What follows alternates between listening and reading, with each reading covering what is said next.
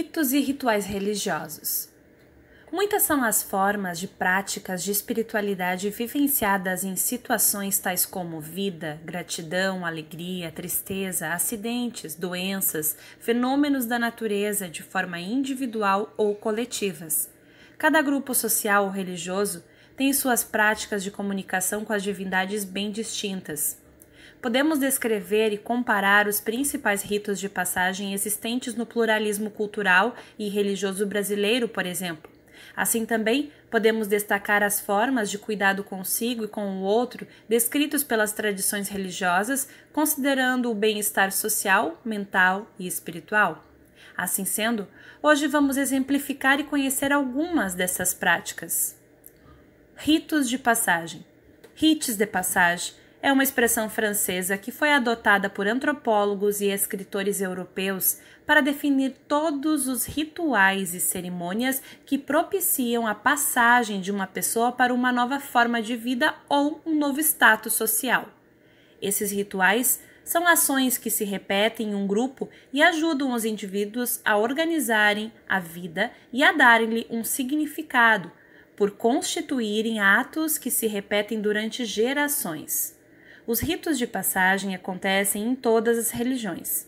O que muda são as formas de execução, o significado e o significante, no entanto, continuam o mesmo.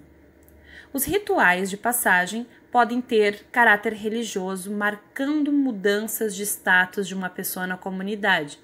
Nas sociedades primitivas, aconteciam cerimônias especiais, conhecidas como ritos de iniciação ou ritos de passagem. As cerimônias representavam uma transição do indivíduo e a sua progressiva aceitação e participação na sociedade na qual ele vivia. São os ritos de nascimento, a chegada à idade adulta, o casamento e a morte.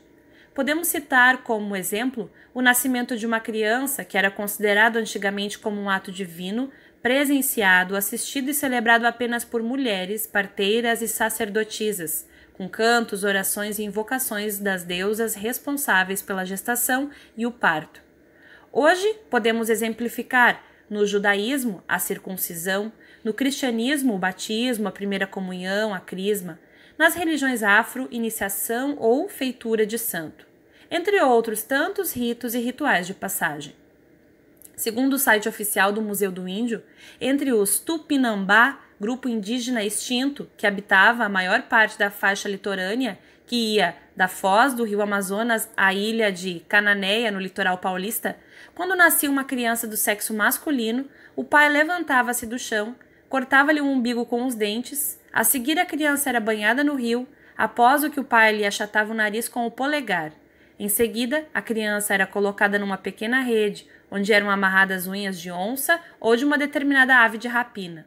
Colocavam-se ainda penas da cauda e das asas dessa ave, também um pequeno arco e algumas flechas, para que a criança se tornasse valente e disposta a guerrear os inimigos. Em cada cultura ou tradição, os ritos se modificam e fazem sentido dentre os participantes daquele grupo ou sociedade. Portanto, devem ser respeitados, contanto que não firam os valores relacionados à vida, o bem maior. Assim como os rituais relacionados à vida, existem aqueles relacionados à morte. Chamamos de ritos fúnebres. Nas tradições cristãs, há o velório, o enterro, as cerimônias repletas de orações e mantras que auxiliam o indivíduo a realizar a passagem desta vida para a próxima, pois há a crença na vida após a morte, na ressurreição dos mortos. Por isso, o rito se faz importante, pois, neste caso, conduzem as almas para o céu. As orações, inclusive, falam sobre isso. Levai as almas todas para o céu e socorrei principalmente as que mais precisarem. Acredita-se que as almas possam ficar perdidas e, por isso, os vivos concentram-se nos rituais de passagem da vida para a morte nestes casos. Podemos citar diversos exemplos também, como, entre as Wiccas, o Requiem. Requiem é a cerimônia pagã que ocorre quando um bruxo morre. Nessa cerimônia, é pedido que os portais do país de verão sejam abertos para que a alma da pessoa possa passar. Cita-se também alguns rituais budistas, como orações, contemplação e cantos. Eles ajudam a criar uma conexão, encontrar paz e equilíbrio. Mas há também longos rituais com um começo, um meio e um final. Estes são como viagens de fé, e eles o preenchem com experiência e fé, segundo os adeptos desta religião.